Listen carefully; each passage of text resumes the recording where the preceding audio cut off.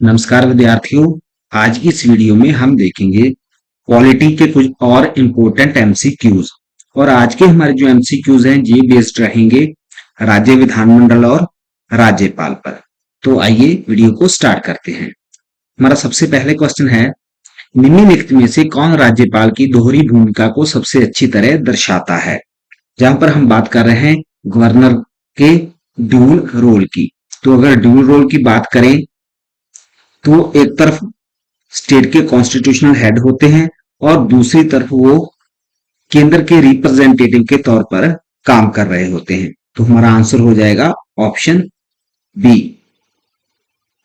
राज्यपाल का जो पद है, एक तरफ तो वो संवैधानिक प्रमुख है राज्य के और दूसरी तरफ वो एक कड़ी के रूप में काम करते हैं सेंटर और स्टेट के बीच। अगर हम बात करें राज्यपाल के लिए जो इम्पोर्टेंट जो आर्टिकल्स हैं हमारे कॉन्स्टिट्यूशन में, वो है सबसे पहले आता है 153। 153 ये प्रावधान करता है कि किसी स्टेट का एक गवर्नर होगा। एक व्यक्ति को एक या 11 स्टेट्स का गवर्नर भी एक साथ लगाया जा सकता है। आगे इंपॉर्टेंट आर्टिकल है 155। ये आर्टिकल ये प्रावधान करता है कि गवर्नर की जो नियुक्ति है वो राष्ट्रपति के द्वारा की जाएगी। उसके आगे है 156। ये आर्टिकल ये प्रावधान करता है कि गवर्नर अपने पद पर तब तक रहेंगे जब तक उनको राष्ट्रपति का प्लेयर प्राप्त है, during the player of president, जिसको हम बोलते हैं राष्ट्रपति के प्रसाद पर्यंत पद ग्रहण करना। तो आइए देखते हैं अगला क्वेश्चन। किस माध्यम से राज्य के राज्यपाल की नियुक्ति राष्ट्रपति के द्वारा की जाती है। तो अगर हम माध्यम की बात करें तो राष्ट्रपति की द्वारा राज्यपाल की जो नियुक्ति है वो अपने हस्ताक्षर और मुहर सहित अधिपत्र के द्वारा की जाती है। अभी मैंने आपको इसका आर्टिकल बताया था, कौन सा था, 155। तो आंसर है ऑप्शन सी। आगे है, जिस राज्यपाल का 5 वर्ष का कार्यकाल समाप्त हो चुका है उसके संबंध में कौन सा कथन सही है। जब कोई राज्यपाल अपना टर्नओवर कंप्लीट कर लेता है 5 साल का, तो उसके बाद उसके लिए क्या क्या ऑप्शंस या कौन कौन सी प्रोविजंस हैं। तो उसे उसी या किसी अन्य राज्य में पुनः नियुक्त किया जा सकता है। इनको फिर से राज्यपाल के तौर पर अपॉइंट किया जा सकता है। ऐसा कोई प्रावधान नहीं है कि इसमें फिक्स टर्नओवर है, 2 टर्नओवर निकाल लिए या 3 निकाल लिए तो उसके बाद वो दोबारा से राज्यपाल नियुक्त नहीं हो सकते। ऐसा कुछ नहीं है, उनको उसी स्टेट में या किसी और स्टेट में दोबारा से नियुक्त किया जा सकता है। राज्यपाल अपना त्याग पत्र किसे देता है। तो राज्यपाल अपना त्याग पत्र राष्ट्रपति को देते हैं। आंसर है ऑप्शन सी। राज्यपाल राष्ट्रपति के प्रसाद पर्यंत पद धारण करता है का क्या अर्थ है। तो इसका अर्थ यह है कि राज्यपाल का जो टर्नओवर है सामान्यतः वो 5 वर्ष का होता है, लेकिन 5 वर्ष पूरे होने से पहले भी उनको राष्ट्रपति के द्वारा हटाया जा सकता है। इसलिए उनका जो टर्नओवर है वो फिक्स नहीं है। इसी बात को हम जानते हैं कि राष्ट्रपति के प्रसाद पर्यंत राज्यपाल अपना पद धारण करते हैं। तो हमारा आंसर हो जाएगा ऑप्शन बी, राष्ट्रपति राज्यपाल को हटा सकते हैं। राज्यपाल का वेतन और भत्ते किस निधि पर भारित होते हैं। तो उनका वेतन और भत्ते वो जिस स्टेट के राज्यपाल होते हैं उसी स्टेट की के कंसोलिडेटेड फंड पर आधारित होते हैं। तो आंसर है ऑप्शन बी। निम्नलिखित में से किस स्थिति में राज्यपाल संवैधानिक विवेकाधिकार का प्रयोग कर सकता है। तो जब वो अपने संवैधानिक विवेकाधिकार का प्रयोग करते हैं, डिस्क्रिशन का प्रयोग करते हैं, कब करते हैं, जब किसी राज्य में राष्ट्रपति शासन की सिफारिश करते हैं। तो आंसर है ऑप्शन बी। कौन से आर्टिकल के अंतर्गत ये सिफारिश की जाती है, 356। राज्य सरकार की सभी कार्यपालिका कार्रवाइयां औपचारिक रूप से किसके नाम से की जाती हैं। तो अभी हमने बात की है राज्य का जो कॉन्स्टिट्यूशनल हेड है वो कौन है? राज्यपाल यानी कि गवर्नर।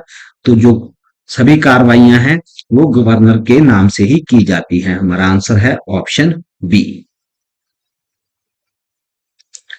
राज्य निर्वाचन आयुक्त के संबंध में कौन सा कथन सही है? तो सबसे पहले हम बात करें, जो राज्य का स्टेट इलेक्शन कमिश्नर होता है उसकी नियुक्ति 243 के आर्टिकल में इसका प्रावधान दिया गया है। अगर हम ऑप्शंस पर जाएं तो राज्यपाल उसे अपनी इच्छा से नियुक्त और हटा सकते हैं नहीं।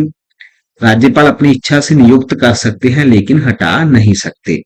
मुख्यमंत्री नियुक्त करते हैं इलेक्शन कमिश्नर को, ये भी नहीं है। स्पीकर अपॉइंट करते हैं, ये भी नहीं है। तो करेक्ट आंसर है ऑप्शन बी। इसमें दिया गया है कि राज्यपाल नियुक्त तो कर सकते हैं लेकिन उनको उनके पद से हटा नहीं सकते। हटाने के लिए कौन सा प्रोसीजर फॉलो किया जाता है? जो एक हाई कोर्ट के जज को रिमूव करने का जो प्रोसीजर है वही स्टेट इलेक्शन कमिश्नर को रिमूव करने के लिए अपनाया जाता है। तो आंसर है ऑप्शन बी।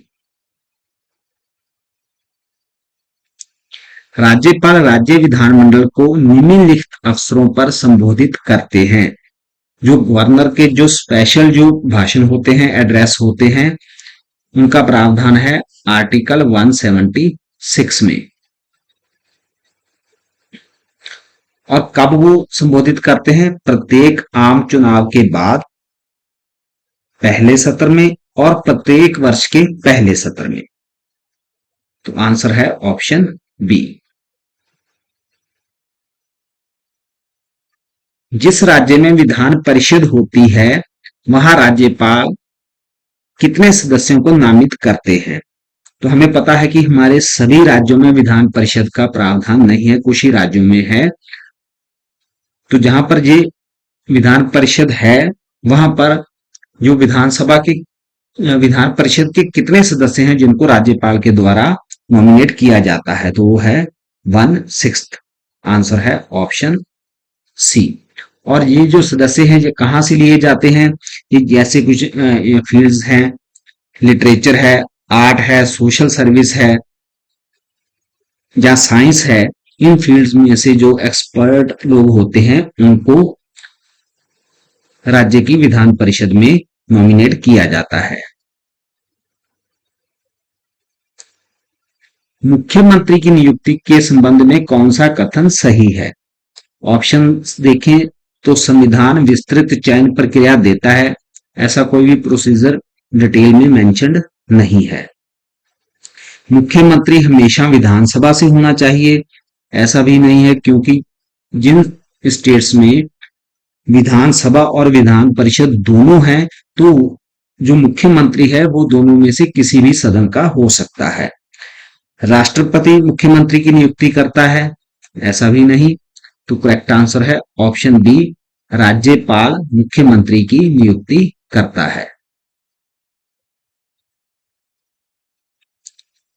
जो व्यक्ति राज्य विधानमंडल का सदस्य नहीं है वह कितने समय तक मुख्यमंत्री रह सकता है? अगर कोई व्यक्ति राज्य विधानमंडल के किसी भी सदन, चाहे वो विधानसभा है या विधान परिषद है, दोनों में से किसी का भी सदस्य नहीं है, तो वो व्यक्ति फिर भी उस समय तक मुख्यमंत्री के तौर पर कार्य कर सकता है, लेकिन वो अधिकतम समय कितना है? वो है 6 महीने।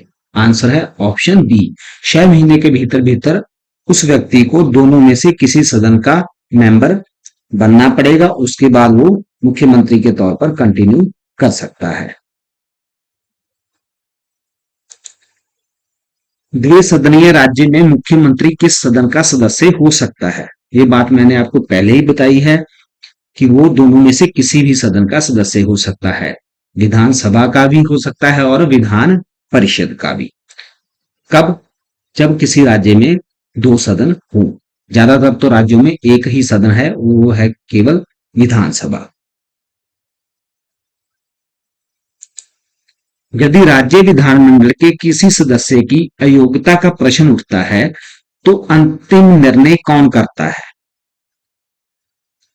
तो इसका जो प्रावधान है वो दिया गया है 190 आर्टिकल में। और अंतिम निर्णय कौन करता है? निर्वाचन आयोग की राय के अनुसार राज्यपाल करते हैं। तो आंसर है ऑप्शन सी। राज्य विधानसभा की सदस्यों की संख्या की सामान्य संवैधानिक सीमा क्या है? जो इसकी कॉम्पोजिशन है किसी भी राज्य विधानसभा की, उसकी जो लिमिट है वो क्या है? वो है कम से कम 60 सदस्य और ज्यादा से ज्यादा 500। लेकिन इसका भी अपवाद है, कुछ छोटे छोटे स्टेट्स हैं उनमें 60 से भी कम सदस्य विधानसभा में होते हैं।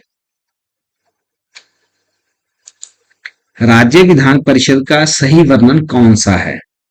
यहां पर हम ऑप्शंस देखे हैं। ये हर 5 वर्ष में भंग होती है, तो विधान परिषद भंग नहीं होती। इसे सभी नागरिक सीधे चुनते हैं, नहीं, इसका जो मेंबर्स का जो इलेक्शन है वो इनडायरेक्टली होता है, डायरेक्टली लोग इसमें भाग नहीं लेते। इसे धन विधेयक में समान शक्ति प्राप्त है, नहीं।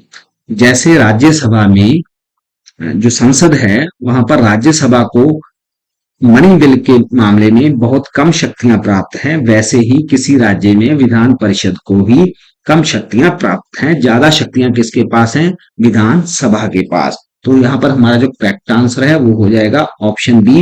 ये एक स्थायी सदन है, ये कभी भी भंग नहीं होती। यदि विधान परिषद विधानसभा द्वारा पारित साधारण विधेयक को अस्वीकार कर देती है, अगर विधानसभा ने कोई विधेयक पारित किया है और उसके बाद वो विधान परिषद में गया और विधान परिषद ने उसको अस्वीकार कर दिया, तो विधानसभा क्या कर सकती है? तो विधानसभा के पास ऑप्शंस हैं। उसे पुनः पारित करके निर्धारित प्रक्रिया के बाद परिषद की आपत्ति को प्रभावहीन कर सकती है।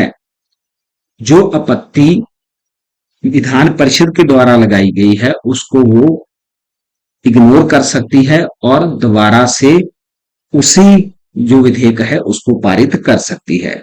सो आंसर है ऑप्शन बी। राज्य विधानमंडल में धन विधेयक केवल कहां पेश किया जा सकता है? तो जैसे संसद में धन विधेयक सिर्फ और सिर्फ लोकसभा में पेश किया जा सकता है, वैसे ही राज्य विधानमंडल में सिर्फ और सिर्फ विधानसभा में ही पेश किया जा सकता है। सो आंसर है ऑप्शन बी। विद्यार्थियों, मुझे उम्मीद है कि ये क्वेश्चंस आपके काफी काम आने वाले हैं, तो वीडियो को लाइक जरूर करना और अपने एग्जाम्स की बेहतर तैयारी के लिए मेरे इस चैनल को सब्सक्राइब कर लेना। Thank you.